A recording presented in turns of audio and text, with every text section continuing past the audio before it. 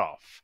Okay, so today we're going to look at the mole calculations, and here we go. There's one there. But before we do this, I think we should look at the rationale. Let's have a look at the rationale of the mole. Okay, let's have a look at rationale of the mole. Okay, now you might not like this, but this is what we do with. This is why we use the mole. Let's pretend we have a house here. Oops, says Nissim. I don't know Nissim, but it is welcome. Hello, Nissim. You're welcome. This is house 1. Okay, and this is house 2, and we want to connect these two houses. So how do we do it? Well, we draw a line there. There's a telephone connection between house 1 and house 2. Okay, and then house 3 joins. All right, moves into the area. So what do we do now? We connect a line from house 1 to house 3 and from 2 to 3. Okay, and everyone can speak to everyone. Let's add another one, house 4. What do we do now? Well, to speak to everyone, we connect 1 to 4, 3 to 4, and 2 to 4. Oh dear, what about house 5? Well, we've got to connect 5 to 3, 5 to 1, 5 to 4, and 5 to 2. What about 6? 6 to 3, 6 to 1, 6 to 4, 6 to 5, 6 to 2. Can we see this is getting way too complex? Can we see that? Are we good with that? Are we good with that? This is a it's a very simple system. We've got people connecting by telephones. So what do we do in life, in real life here? We don't do this. What we do is this. If we have house 1, okay, and house 2, we connect them to a central hub. Okay, and this is what we do with telecommunications. We connect house 1 to the hub and house 2 to the hub. And they can talk to each other through the hub. What about if 3 joins? He doesn't have to, oh dear, we've got someone else here. He doesn't have to connect directly to house 1 or house 2. Where does he connect to? He connects to the hub. All right. Where does how? Oh God, Misha now. Everyone's coming. All right. Well done, Misha. Glad to see you. Let's have a look at house 4. Where does house 4 connect to? To the hub. 5 to the hub. 6 to the hub.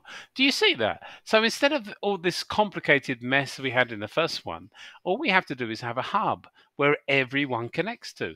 And if everyone connects to the hub, we can speak to each other. Is that clear, everyone? Do we understand that? Are we good with that concept? Tej Dohara has joined. Hello, Tej. Okay, are we good with the concept? Someone say something, because otherwise I believe you won't be able to hear me. All right, hi, Tej. Hi, Eric is good. Excellent. So, what am I talking about this rubbish for? Well, let's have a look here. This is like the mole. The mole is the hub. You can go to and from things using the mole as the hub. That's why we use the mole. Okay, so let's get a nice diagram going. Let's get rid of this rubbish here. Okay, and all right, let's get rid of all this stuff. And I'll show you a roadmap for the mole, why the mole works, why it's so useful. Okay, and this is a nice story here. Here we go. All right, this is oh, I haven't got a nice color there. These are the reactants. Okay, in a nice little square there. And these are the products in the nice square there. How are these guys connected? Reactants and products are connected. Oh, that didn't change the color, did it? Reactants and products are connected by the balanced equation. That's very important. In chemistry, the balanced equation is everything. And using the coefficients of the balanced equation, we can tell, let's lose another nice color, the number of moles over on the reactant side is going to give us the number of moles on the product side. Okay? So the balanced equation is vital. We use the coefficients to give us the mole ratio, which is fine. By the way, I'm sure lots of you didn't know this, or maybe you did, but the mole ratio, all right, in an equation, does anyone know what that's called? What's the mole ratio called? Anyone know? Oh dear. Wan Jling wants to come. That's fine. Oh God, I think I've denied him. Oh dear. Could someone tell Wan Jing that I've just pushed deny when I meant to push accept? Oh dear, that's rude, isn't it? Sorry about that. Well, all right. I don't know the guy.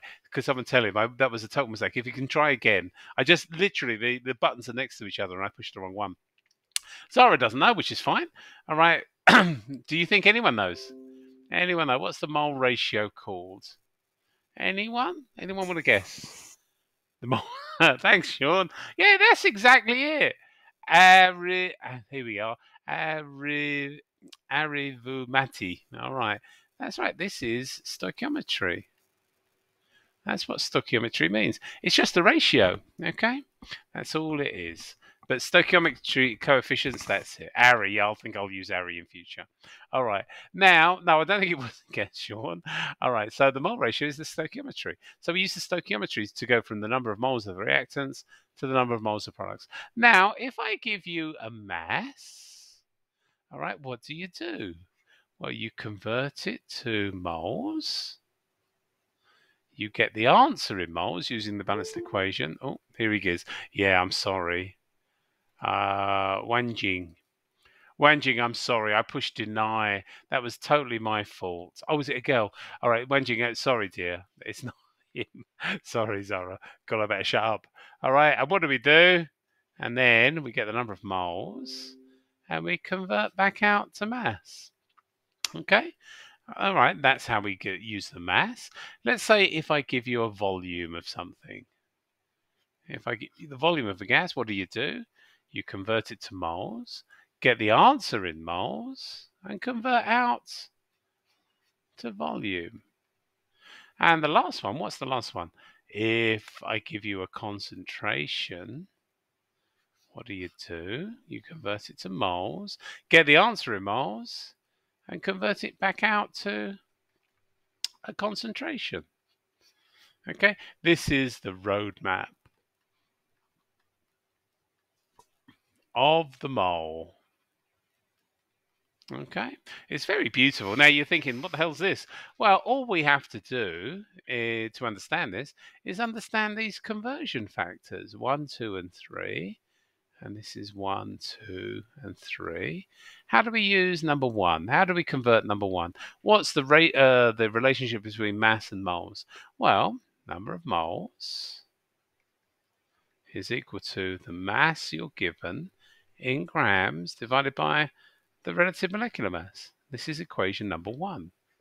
Okay, and we can convert into the mole there. Equation number 2, number of moles. Yeah, I'm recording it to behold, don't worry about it. Is equal to the volume you're given in decimeters cubed divided by 24 decimeters cubed. And that's equation number 2. And number 3, now we've got to move this up a bit.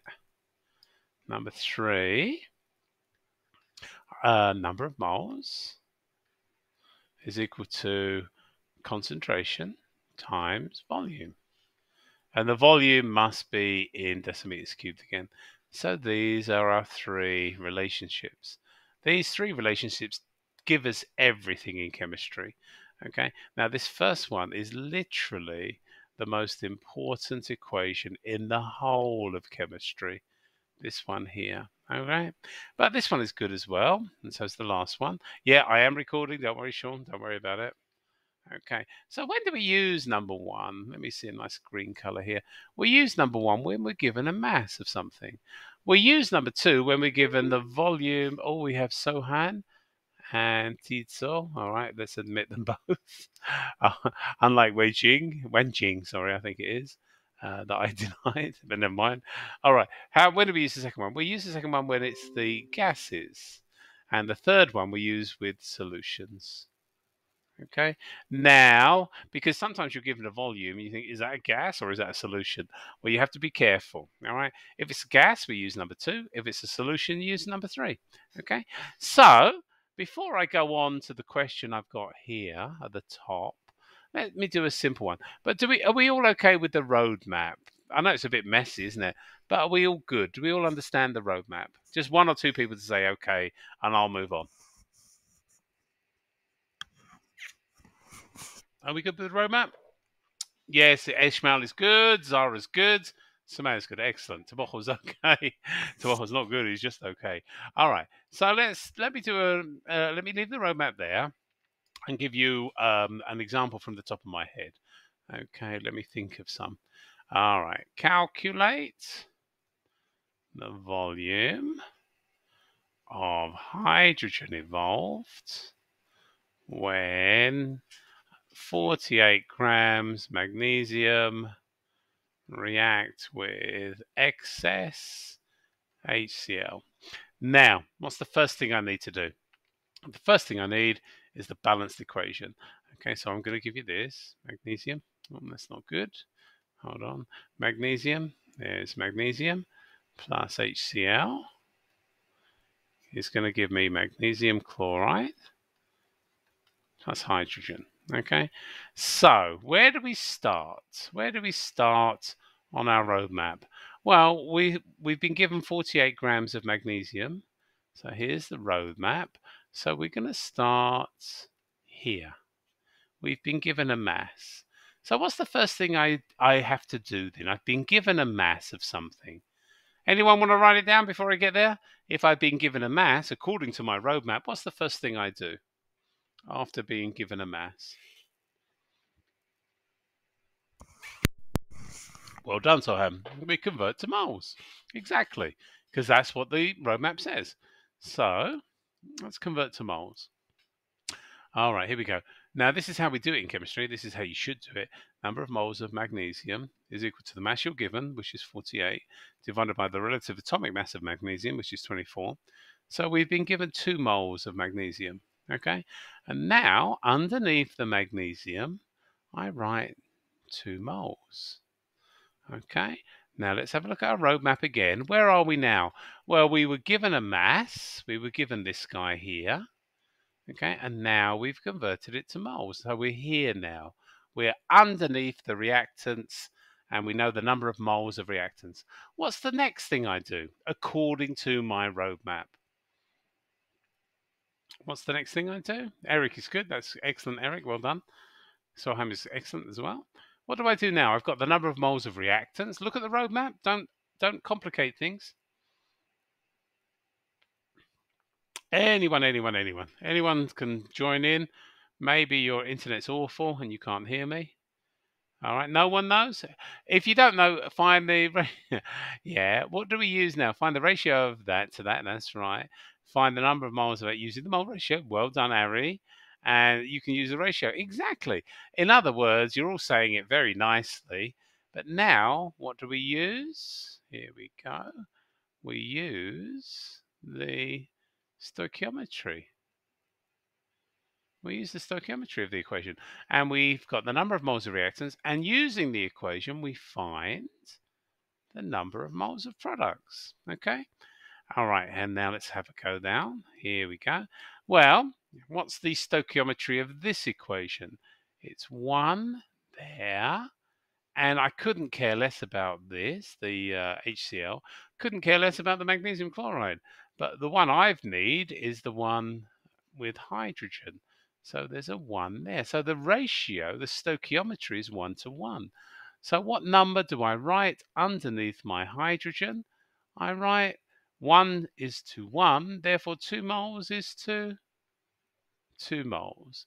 And I've used the stoichiometry to get that. Okay, let's go back up to the roadmap. Now, where am I now? I am, let's pick a different color here, a green color. Okay, I'm here now. I've got the number of moles of reactants. And where do I go now? Anyone want to tell me where I go now? Now I've got the number of moles of products. Where do I go now?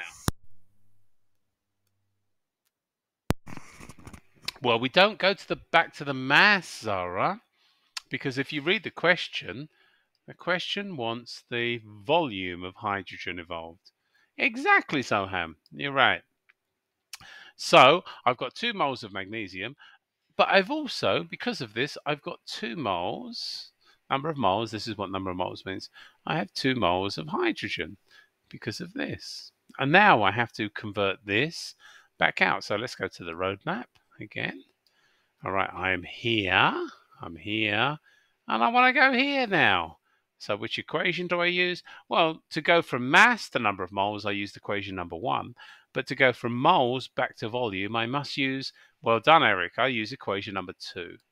Okay, so I'm going to use equation number 2, and equation number 2, can't remember what equation number 2 is, number of moles, volume, all right, fair enough. Okay, so equation number 2 was this, number of moles, or N, we say in chemistry, is equal to the volume in decimeters cubed divided by 24 decimeters cubed. Okay, now, obviously, you're all good at maths. You're better than me at maths, I'm sure. But what we've got to do with equation number 2 is we've got to change the subject of the formula. Okay, and I've got to make the volume the subject, which is kind of easy. Okay, so the volume, or let me do it how you should do it. Let me do it nicely. Let's get rid of this rubbish and this rubbish. All right, this is how we should do it. We say the volume of hydrogen is equal to the number of moles of hydrogen times 24 decimeters cubed. Okay, and what do we get? Well, the number of moles of hydrogen, as we've just seen, is 2 times 24 decimeters cubed. The answer is 48 decimeters cubed.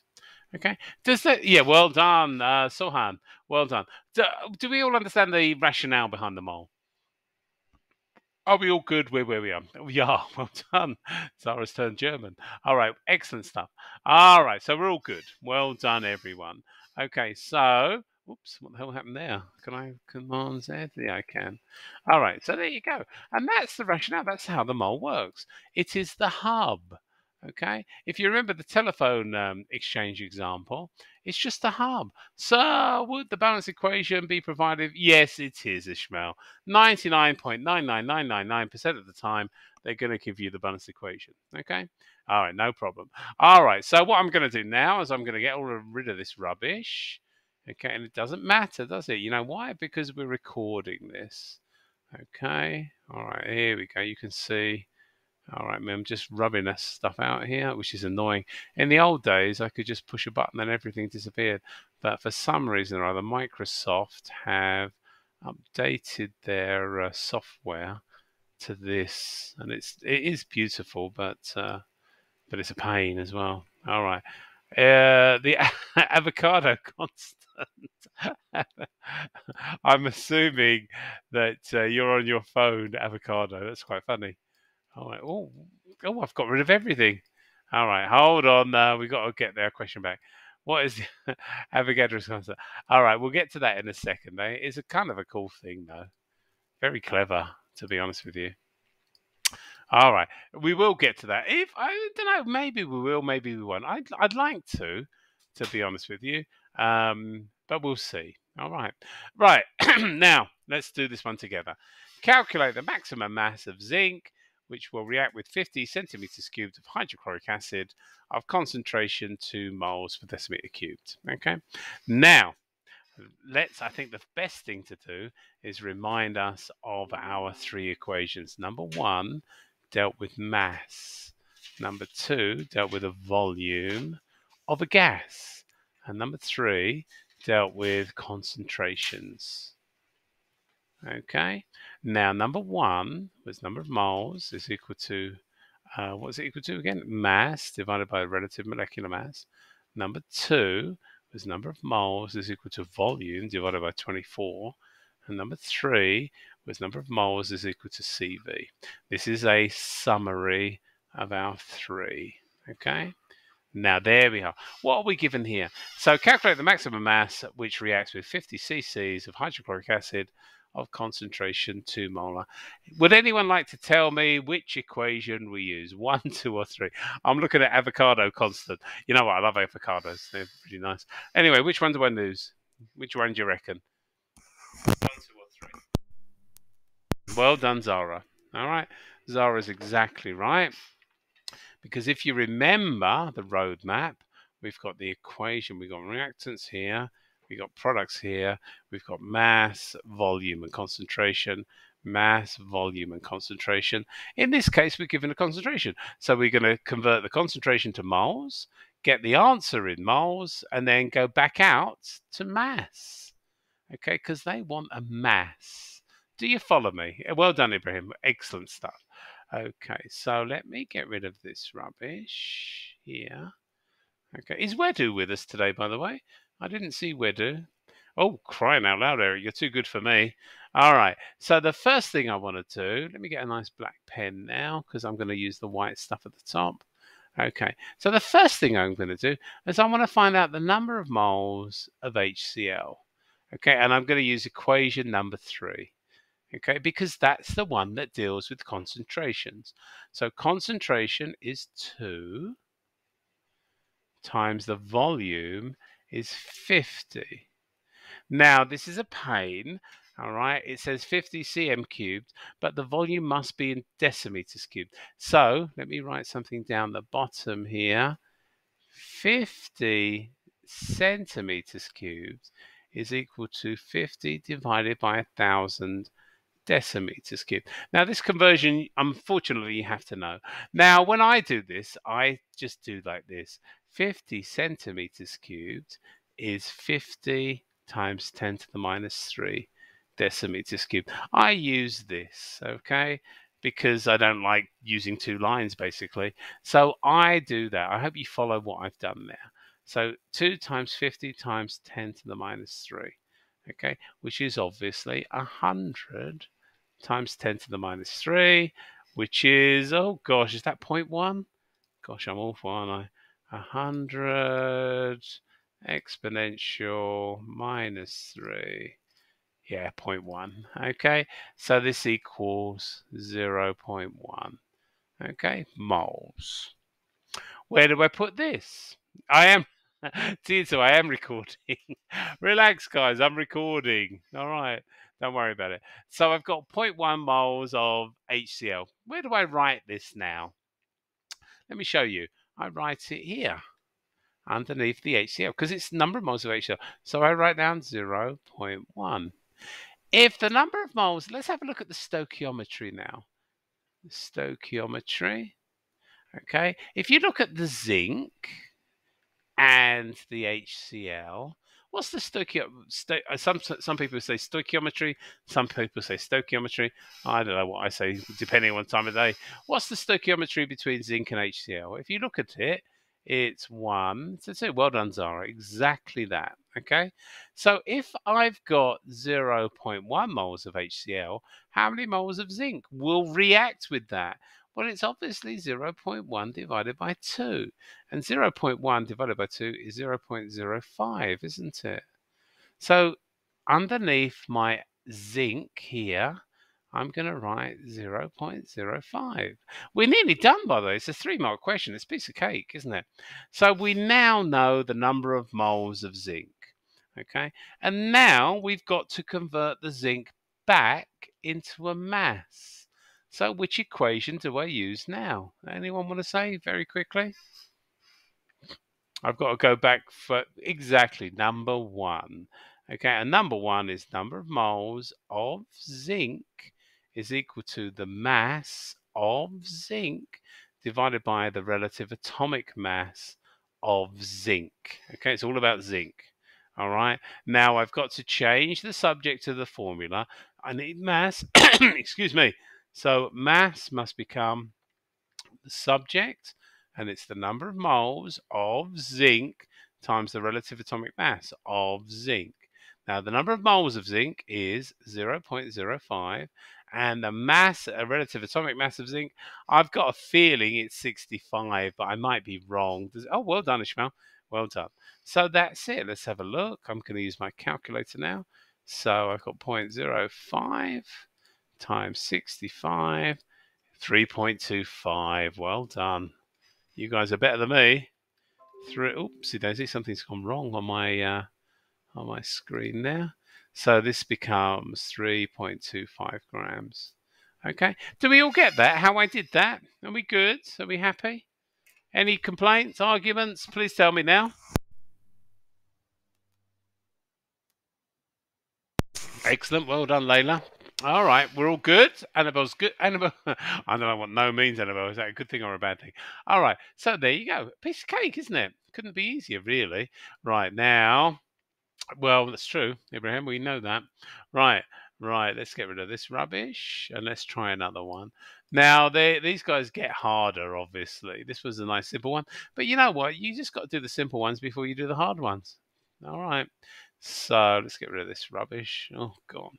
In the old days, it was much easier than this. I could just delete the whole thing. For some reason, Microsoft has gone weird on me.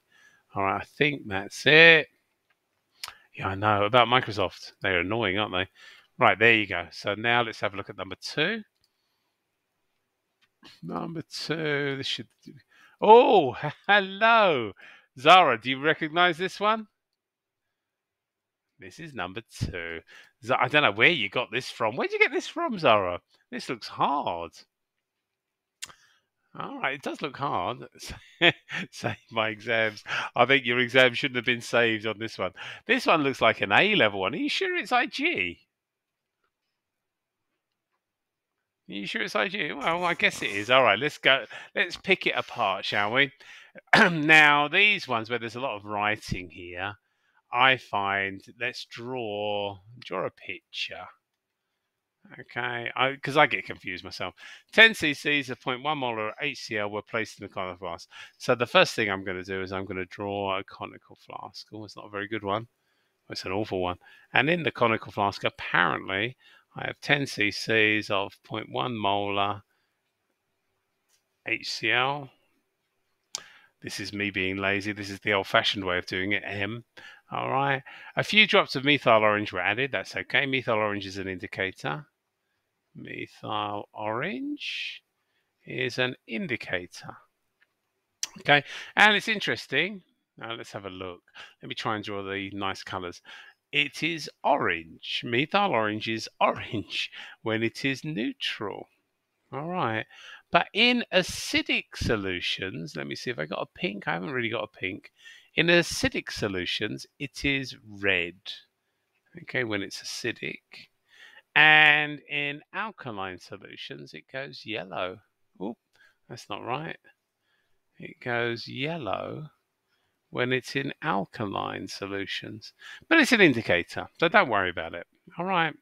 Honestly, it's not a big deal. The mixture was titrated with sodium carbonate solution, so we reacted this guy. We used the burette. I don't know why Zara's come up with this, but never mind. We used sodium carbonate in here. Okay, and we found that we used 16.2 centimeters cubed of sodium carbonate to react completely with the acid. So I had to add 16.2 of this guy to neutralize this guy. Do we all understand the problem? Well, we probably don't understand the problem, but we understand what I've said. It's a tricky one. I don't know where Zara gets this from, but it's a particularly hard one. But don't worry about it. We'll get through it together. You understand, Zara. Does everyone else understand? Is everyone else okay, Zara? To put your hands off the keyboard for 5 seconds. Everyone good? Is anyone really lost? Zohan, you're lost, are you? What we're doing, Zohan, is this. We're adding sodium carbonate to hydrochloric acid, and we are neutralizing the acid. That's all we're doing. And apparently it takes 16.2 centimeters cubed of sodium carbonate to neutralize the acid. That's all. Okay. Oh, okay. Sorry, Zohan. What color will methyl indicator be in hydrochloric acid? Well, this is just one of those things you got to know. It goes red in hydrochloric acid. Calculate how many moles of hydrochloric acid. We're on this one now. Okay, guys. Which equation do we use? 1, 2, or 3?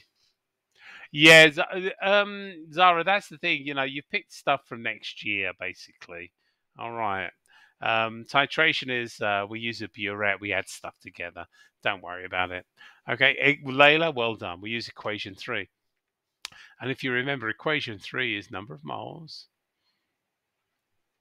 is equal to CV. Okay, so the number of moles of HCl, this is how we do it properly. we say N of HCl is equal to the concentration of HCl, which is this number, 0.1, times the volume of HCl, which is this number, 10. Now we can't use 10, it's got to be in decimeters cubed. So the way I do it is I say times 10 to the minus 3. Okay, now if you look at this, 0.1 times 10 is 1, so this ends up as 1 times 10 to the minus 3, and that's the answer. Are you all okay with me using standard form, by the way? I've been doing so much A-level that I normally just do this all the time. Are you okay with standard form? Eric is good. All right, yeah, I shouldn't really do it, should I? I should say this for you guys. Is that right? 1, 2. Is that right? I think this is right. 1, 2, 3. We should say this, really. Okay, but I tend to use standard form. Use your answer to be and the equation for the reaction to calculate the number of moles of sodium carbonate that reacted. Now, Zara sent me this, but you know what she didn't send me? What didn't she send me? Can anyone see what she didn't send me? She sent me this, and you can see it's all wonky. Exactly, Eric. They didn't give the marking key.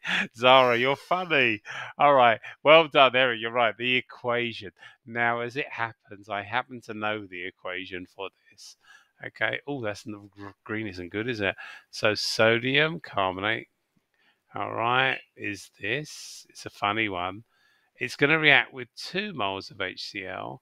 It's going to give us 2 moles of sodium chloride. It's going to give us carbon dioxide, and it's going to give us water. Okay, so there you go. All right, so that's the equation. All right, so we've got the number of moles of HCl here. Where do we write that underneath? We write that underneath what? We write that underneath the HCl. Okay, so this is 0.001. Okay, now using stoichiometry, which two things are we interested in? Well, we're interested in, I don't know if you can see this at the bottom, sodium carbonate we're interested in, and HCl. And the ratio between these two, according to the equation, is 1 to 2. Are we all good with that? Well done, Zara. So how many moles of sodium carbonate are there? If there's 0.001 moles of HCl, how many moles of sodium carbonate? So, well done, Eric. Eric, you're good. I don't know you, but you're good at this subject, I can tell. Okay, 0.00. I'm using your answer now, 5. Okay, so the number of moles, use your answer, calculate the number of moles, so 0.0005. Or as I would say, 5 times 10 to the minus 4. Okay, so we're good there. Well done, Wanjing. Well done. All right. So use your answer to calculate the concentration. Now, what equation do I use now? 1, 2, or 3? Well done, Zara. It's 3 again, isn't it? Well done, Annabelle. It's 3. And number 3 says N equals CV. So we've got to make C the subjects of the formula. So C is equal to N over V. Oh, do we? Yeah, we do. All right. And N, well, we know the number of moles of sodium carbonate. It's 0.0005, this number here, divided by V. And what's the volume of sodium carbonate? It is this number, isn't it? 16.2. 16.2. But we can't leave it at 16.2, can we? We've got to say 16.2 times 10 to the minus 3, because we've got to convert 16.2 into decimeters cubed. Now I'm going to do that. I'm going to use my calculator here. 0.0005 divided by 16.2 times 10 to the minus 3. I get, anyone done it? Obviously no one's done it. All right, I get 0.031 moles per decimeter cubed of sodium carbonate. Yeah, that's what I get second as well. All right. So are we all good? Now, Zara, that's a hard question. Eh? I doubt you'll get anything that hard, to be honest with you. But do you follow that? Are we all good with what I did there? Okay. There is a C. Oh, a C. Yeah, there is. I want to ignore that. Okay, let's have a look at C. Oopsie daisy, what have I done? Let's have a look at the part C. Okay. Right, where are we here? In another experiment, 0.02 moles of sodium carbonate were reacted with the excess HCl. Calculate the maximum volume RTP of CO2 formed and the reaction. Now let me get my eraser out. Let me get all, because this is a nicer question. Believe it or not, the one that's last. Oopsie daisy. The one at the bottom. Oh gosh, it's not working now. Okay, why isn't it working? Oh dear me, things have gone wrong. Why can't I move this down? All right, excuse me. Things are going wrong. Oh, there you go. All right, we're going to do the bottom bit now. Whoopsie daisy. Right, where are we? Is it possible to get a question about asymmetric conditions? Not really, Annabelle. Don't worry about it. It's not going to happen. All right, life is too complicated as it is, surely. All right, don't worry. Honestly, don't worry about it. You guys worry way too much about this subject. It's not hard, trust me. All right, let's get rid of that. Oh, look at that. That's weird. Okay, there we go. So we got rid of that rubbish. All right, now let's do Zara's last bit. Okay, this bit at the bottom. And now let me make it a bit bigger, hopefully. Okay, now maybe you guys could do this. I'm going to give you the equation and see if you can do it on your own. So the equation is this: sodium carbonate. What the hell's happened to my, oh gosh. Sodium carbonate plus 2HCl. Oh, no, it's gone the other way. Gives 2 sodium chlorides plus CO2 plus H2O. Now we're given number of moles of sodium carbonate is 0.02 moles. And they want you to find the volume of carbon dioxide this guy formed. Off you go, guys. I'll give you 30 seconds.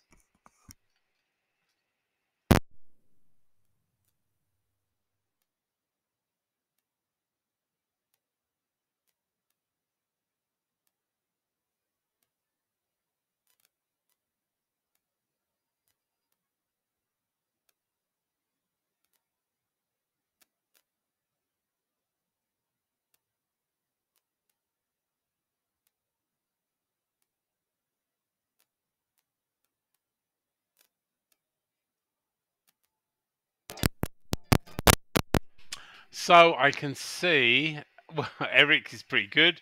I don't know, Eric, I don't know if that's the answer, but at least you've done it. Well done. Anyone else? Are we all just waiting? Oh, Eric, so Hannah's 0.48.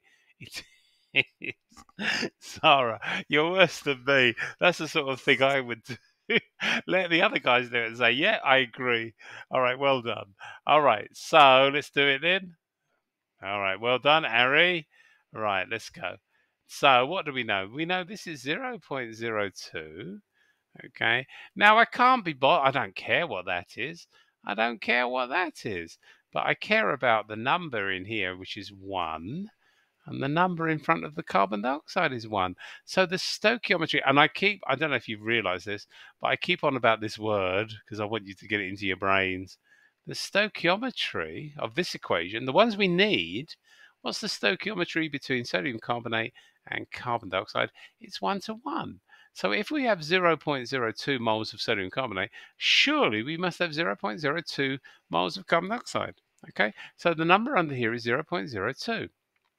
Now we use equation 2, if you remember, and equation 2 is number of moles is equal to the volume divided by 24 decimeters cubed. And now, why has my pen gone weird now? I wonder what's going on. Sorry, my pen, it's either 2 or 3.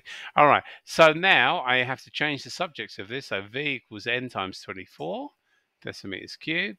Number of moles is 0.02 times 24. And I'm assuming, let's have a look, we get what everyone else is getting, 48.48. So 0.02 times 24. Yep, well done. Isn't it easy? 0.48 decimeters cubed. Are we good there? Yeah. Yeah, this is in, I'm looking at Eric's thing. it is decimeters cubed. Don't worry about it, Eric. We all do that sort of thing. So we all good? Yeah, we all good there? There's 20, there's 23 people on the call, 24, including me, 25, and I'm hearing from about 3 of you. By the way, before I go on, did Wedu talk about the lanyards today in assembly while I'm getting rid of this stuff? Some of you will know what I'm talking about. All right. Will there be other kind of questions? Yeah, of course, Layla. Yeah, that sort of thing. But you know what? I've told my class, don't worry about it. Just do your best. Honestly, you shouldn't over worry things. It's much. She did, Annabelle. Well done. Did it last a long time? Did she manage to keep it going for a long time? We shouldn't really talk about this, should we? Because it's being recorded. All right. Oh, here we are. Right, now let's have a look at the time. It's 10 to 9. I think time for one more, and then we've done enough for the day. Okay, let's have a look. Are we all good? Yeah, I think we're good. Well done, Soham. Let's have images. I think that was number... Oh, gosh, look at this one. This one looks like a big old one. Here we go. Oh, this looks fun. Okay. Now, we're not interested in the chemistry really here. We're just interested in the bit at the bottom. So, this is our equation. I want you guys to do this one, by the way. So, excuse me. Right, now, we've got 2 moles of copper nitrate become 2 moles of copper oxide, 4 moles of NO2 and 1 mole of O2. Don't worry about this. We're not interested in this one. Okay, and let's ignore this one as well. Okay, all I'm interested in is the bottom one. All right, 7.26 grams of a hydrate CuNO3xH2O form 2.4 grams of copper. Okay, now what we've got to do, this is a tricky looking one, isn't it? What we've got to do is we've got to find out what this X is. Interesting. All right, so what's the number of moles of copper oxide formed? Now, there's a few things we've got to do here. So let's have a look at the equation. Let me rewrite the equation because they haven't done it very nicely here. 2 copper nitrates gives me 2 copper oxides, 4 nitrogen dioxides and oxygen. Okay, so we've got... Here we are. How many moles of copper oxide are formed? Now we're looking at this guy. How many moles of copper oxide? Now, which equation do I use to find out the number of moles of copper oxide? Oh, I wanted you to do this, but I'm doing it already. Zara, well done. We're using equation 1. Well done, Layla. And number 1 tells us this. The number of moles is equal to the mass divided by the relative molecular mass. The mass is 2.4. Now, the relative molecular mass of copper oxide, I happen to know is, this is how we do it, Mr of copper oxide equals 64, which is copper, plus 16, which is oxygen. Yeah, well done, Eric. It is 80. Okay, so that's the number of moles of copper oxide.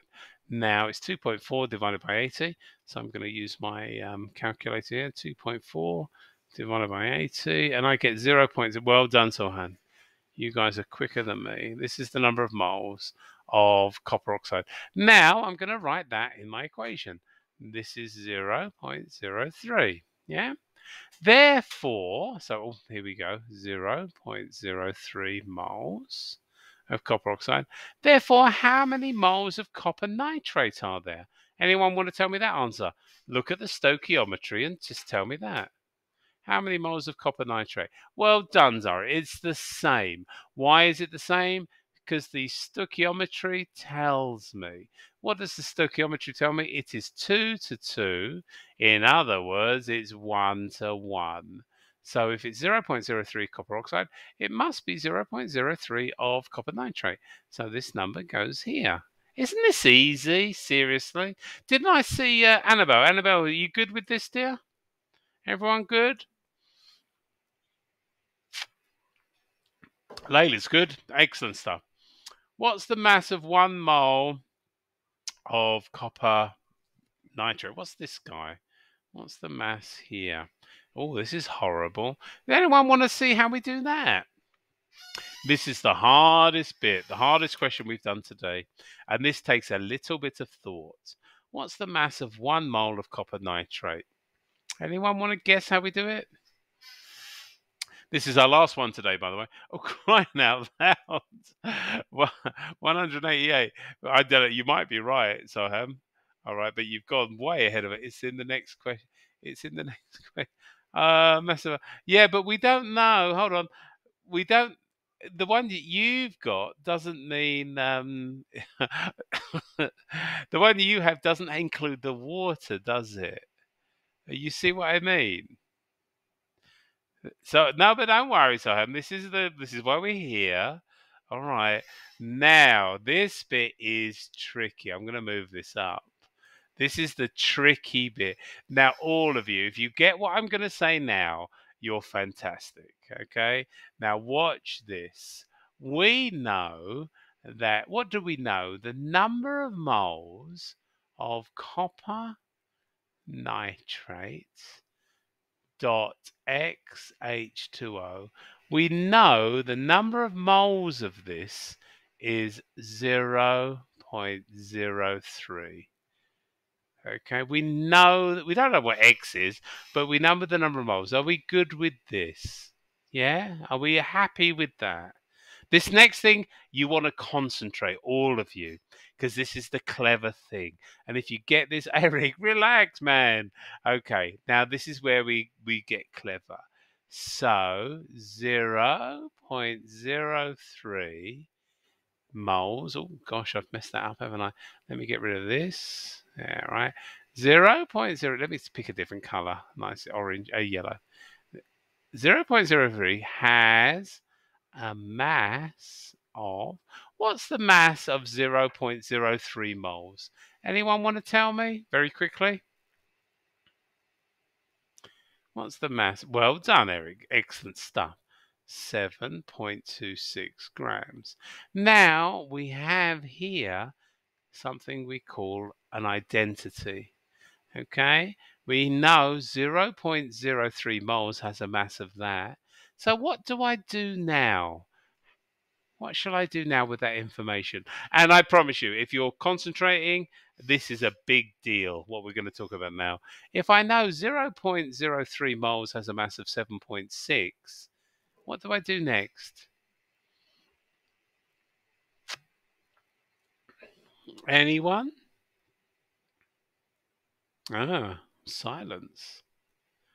Zara, good effort. Well, yeah, I can see what you're doing. Yeah, 0.032. Now, what we're going to do now, well, let's have a look here. And please, this is really a big deal. Let's do it in blue. Yeah. No, we don't. Well, actually, we probably do use that area, actually. All right. But now, if 0.03 moles has a mass of 7.26, what's the mass of 1 mole?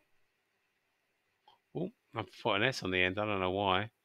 Look at that, everything's going to hell. What's the mass? What's going on?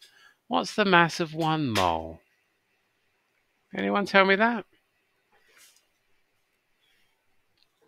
Harry, you're right. You are right, for sure.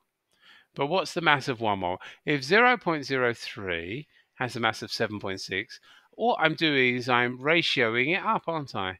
I'm ratioing. Oh, that doesn't look right. I'm ratioing up here. Exactly, Zara. It must be 7.26 divided by 0.03. And that, let me get my calculator out. 7.26 divided by 0.03, 242. Oh, Faya, Soham is right there. 242 grams. So, ladies and gentlemen, this is the crazy ass thing. All right. If I know the mass of 1 mole is 242 grams, what does that tell me? Anyone? This is the clever thing, and I want you to get this yourselves. If I know the mass of 1 mole is 242, what does that tell me?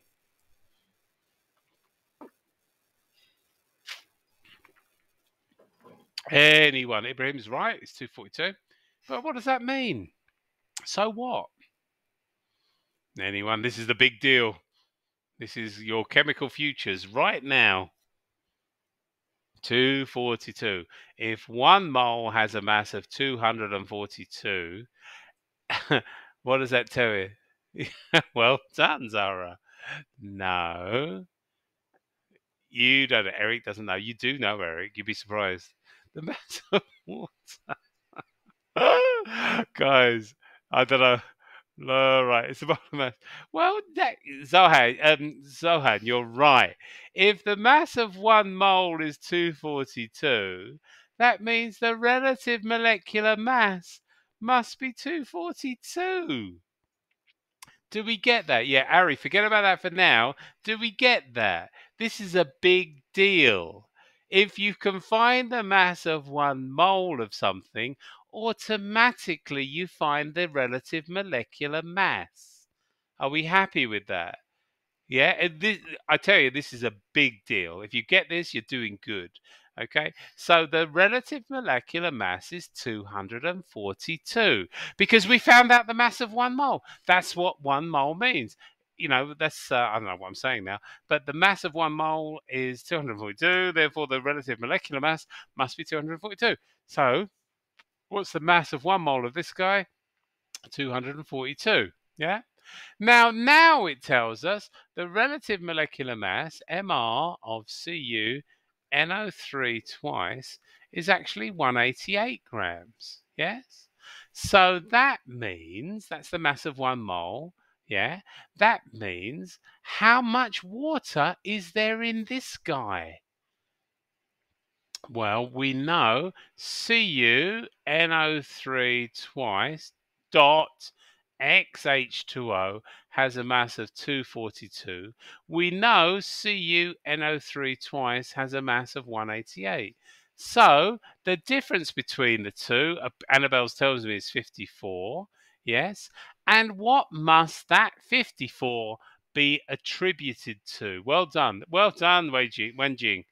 All right, well done. You're getting it damn right. Well done, all of you. So the 54 must be the mass of water. And if 54 is the mass of water, how many water molecules does that represent? Well, we've got a mass of 54. Each water molecule has a mass of 18. So 54 divided by 18 is 3. So therefore, X is 3. Layla said something. He was saying that if we find the mass of 1 mole, we can get the... Yeah, no, that's right. That's, as far as I can see, Layla, that's exactly it. Are we good? This is a good question. This is a breakthrough moment for us all. Oh, Zara, how can you ruin it for me? All right, Zara, what's wrong? It's all right, Zara. I'm only playing. Honestly, I'm just happy we've got this far. What's wrong, dear?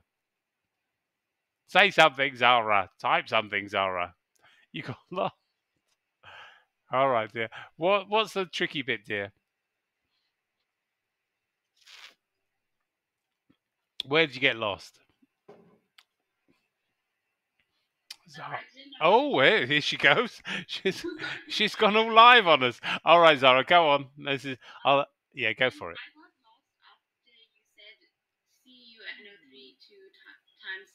No, no, no, no, no, darling. No, no, no. It's not. It's not times H2O. Yeah. It's dot X H2O. How many water molecules? It's X waters. Yeah. All right. Well done, Layla. Now, well done, Annabelle. You're right. Annabelle, you're right. Layla, you're right. Now, Zara's right, though. There's something we don't know. Okay, and she's right. And now I'm going to spend the next 2 minutes doing this, even though I thought we should quit. But if everyone's okay with me, let's do this. Let's dissolve. And Zara, you're right, dear. It's me being mean. Don't worry about it. All right. Let's have a look at copper nitrate. This guy here. Okay. This is copper nitrate. We call this copper 2 nitrate. Okay. And I'm going to dissolve it in water. Here we go. Okay, there's water. And there's copper nitrate. Now, when copper nitrate dissolves, it goes into copper ions and nitrate ions. And copper ions and nitrate ions. Okay, now, obviously, we've also got water molecules here. H2O, H2O, H2O. Okay, these are water molecules in the water. Okay, now if I evaporate the water off, what are we gonna get? Anyone want to tell me? Because Zara's got a point here. She doesn't understand what we're talking about, and I bet most of you don't actually. So if we evaporate the water off from copper nitrate, what am I going to get? Does anyone want to tell me? Yeah, Ibrahim, that's so beautiful. That's exactly right. We're going to get blue crystals. Okay. Now, and this is the clever thing. And so Zara is not bad at all for why, Layla? Why blue crystals? Well, if you start off with copper nitrate, yeah, this is a solid. You dissolve it in water, all right, and you get a lovely blue solution. And then you evaporate the crystals off, you get copper nitrate again. Yeah? Is that okay, Layla? Where's Layla gone? Layla's gone. Okay. So you just get the crystals, yeah? So now, what am I going to do? Now, this is an important thing, and I think we should understand this. If you've got copper nitrate solution, which is this guy here, okay, if I dissolve the, sorry, not what I'm talking about. If I evaporate the water molecules off, what does that force the ions to do? All right, they're swimming around in the water, but I get rid of a lot of the water. What does that force the ions to do? Anyone? Oh, yeah, well, that's right, Zara. Okay, you're right. Now, this is an analogy I use all the time, but you're right, Zara. All right, let's go to Mighty Song. Is that how you spell it? I think so. And this is the stage in Mighty Song. And these are the seats in Mighty Song. All right. Now, I want your imagination now. Boys are going to wear blue. Girls are going to wear orange. Okay, and these are the seats in Mighty Song. And this is me. All right. And I say to everyone coming into Mighty Song, all right, everyone sit down. All right, but there's one thing you must do. You cannot sit next to someone wearing the same color as you. So, in other words, a boy cannot sit next to a boy, and a girl cannot sit next to a girl. Do we follow that? So, blue can't sit next to blue, orange can't sit next to orange. Yeah? So, what are we going to get? A girl sits here, and a girl sits here, and a girl sits here, and a girl sits here. Okay? A boy can sit next to her, and a girl. Oh, wrong colour. I don't know what the hell was that going on. All right, there we are. And a boy.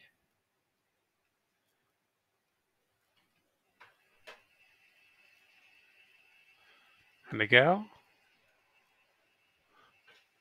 Oh, that's not right. Something's gone wrong there. Let's get rid of that one.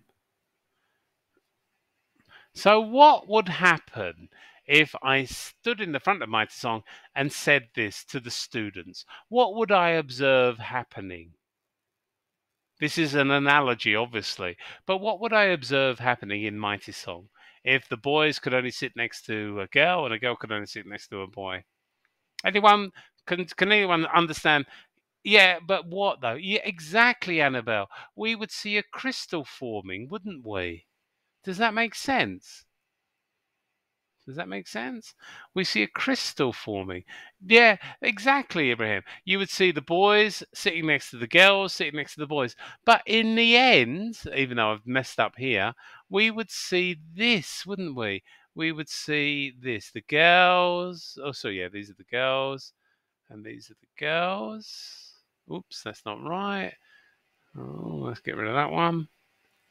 Okay, we would see this, and that one's not right either. Okay, let's get rid of that one. We would see this forming. These are the girls, and then what would the boys look like? Do you see? Annabelle, you said it exactly right, dear. And this is, what is this like? This is like a crystal, isn't it? Yes? This is how crystals form. All right? When you get rid of the water, you are forcing the copper ions. They have to lie next to a nitrate ion. And a nitrate ion has to go next to a copper ion. And we get a three-dimensional array. And what do we call a three-dimensional array? That's a crystal. Okay, it goes back into the board, out of the board. But that's what happens, yes? So well done, Layla. Excellent answer. So are we clear? So if I evaporate the water off from my copper nitrate solution, and let's get rid of this stuff, even though it's beautiful, we got to get rid of this, I'm afraid. Okay, let's get rid of this stuff. All right, now is anyone still with us? God, I've been way too long, guys. Oopsie daisy. Oh, look at that. Everything's gone wrong there. Let's do that. It doesn't work, does it? Come on. Oh, there he goes. Everything's back. Wonderful. All right, let's get rid of this. Okay. So, and this is trying to explain Zara's question. I know a lot of you forgetting what she asked, but if I evaporate water off, what will I get? I will get copper ions, and I'll get copper ions, and I'll get copper ions, and I'll get copper ions, and I'll get copper ions, and I'll get copper ions, and I'll get copper ions, and I'll get copper ions. And in between the copper ions, I'm going to get nitrate ions, and nitrate ions, and nitrate ions, and nitrate ions, and nitrate ions, and nitrate ions, and nitrate ions. Do we get that? And what do we call this structure here? This is the crystal structure. Okay, it forms on its own. It's called a self-assembling unit, because they know where to go, because they're positively and negatively charged. So do we understand, if we evaporate the water off, how a crystal forms? Are we good with that? Because there's one last thing I want to say. Well done, Zara. Now, the crazy thing is, if you've ever played sports, and I'm sure lots of you have, if you have a basketball here, and a basketball here, and a basketball here, and then on top of these basketballs, you put more basketballs. Let's put another low, there's more basketballs, and then we put a basketball on top of here, and a basketball on top here, and then we put another basketball, and a basketball, and a basketball. Do you know, between the basketballs, there's going to be space, isn't there? Are you with me? There's going to be space between the basketballs. Now, the same thing is with copper nitrate. If you make them form a crystal, there's going to be space between the ions. And what do you think gets trapped in this space? Anyone want to guess? What gets trapped within these tiny spaces between these ions? Not air, Sohan. Good try, but not air. Not electrons, Wenjing. Anyone? Nice one, Annabelle. But no. What else could there be? What's on my left-hand diagram? Well, not ions of water, just water. We're going to get water molecules trapped. There's one. And there's another one. They get trapped in the spaces. Yeah? There's another one. As the crystal forms, water molecules get trapped in these things, yes? Now, these water molecules are given a fancy name. These are known as water of crystallization. Okay? And they get stuck in these, they get stuck in the holes between the ions. And this is kind of a fancy word, but these holes here between the ions are known as interstitial. They're called interstitial spaces. And the ions get trapped in there. It's not ions, no, it's just water. But Zara was quite good. It's just water molecules. And they're called water of crystallization. Now, and this is the last thing we'll do tonight, because you've been very, very, very patient. If I have one copper ion, for every one copper ion, how many nitrate ions are there? Well, there's 2 nitrate ions. Are we happy with that? Are we good with that, everyone? For every 1 copper ion, there's 2 nitrate ions. Anyone? Yeah, Annabelle's good. We're nearly done, guys. Now, for every 1 copper ion and 2 nitrate ions, there's also, how many water molecules do you think get trapped? 3 water molecules. And that's what the X means, Zahra. All right, we saw it as this copper nitrate XH2O, and we had to figure out how many water molecules were trapped. Okay, we had to figure out what X was. It wasn't at times, it was how many water molecules are trapped in the crystal. And how did we do that? Well, very well put. What we did is we found out the whole molecular mass of the whole thing. We found out the molecular mass of the whole thing. It is Nisem, it is beautiful. And then we figured out the mass of this bit, yeah, the copper nitrate bit, and that means that exactly, Eric, the bit of the water was the whole mass, which, what was it? 242. We took away the 188, which was the copper nitrate, and we ended up with 54. And that means 54 divided by the mass of a water molecule, which is 18, is 3. And that's why we have 3 water molecules trapped. Okay? And that's what it all means. Are we good? Well done. You're a lot better than I was at your age, I promise you. Well done, everyone. Okay? So well done. That was some serious chemistry for a Friday night. Could they ask us? No. Could they ask us the divided equation? Eric, I don't want to say yes, I don't want to say no, but don't worry about it. Just understand the basics, Eric. You're doing good. Don't worry about it. All right. Divided by the, yes, exactly. We figured out that the total mass is 242. We figured out the mass of the copper nitrate bit was 188. So the difference is 54. So we know there's 54 mass of water. And if the mass of water is 54, yeah, we divide by the relative molecular mass of water, which is 18. Therefore, there must be 3 water molecules. All right. Zara, it is confusing. All right. But are we good? Well done. That was pretty hard going. Well done. That was hard stuff for a Friday night, wasn't it? Anyway, guys, well, thank you for joining me. That's really been good fun.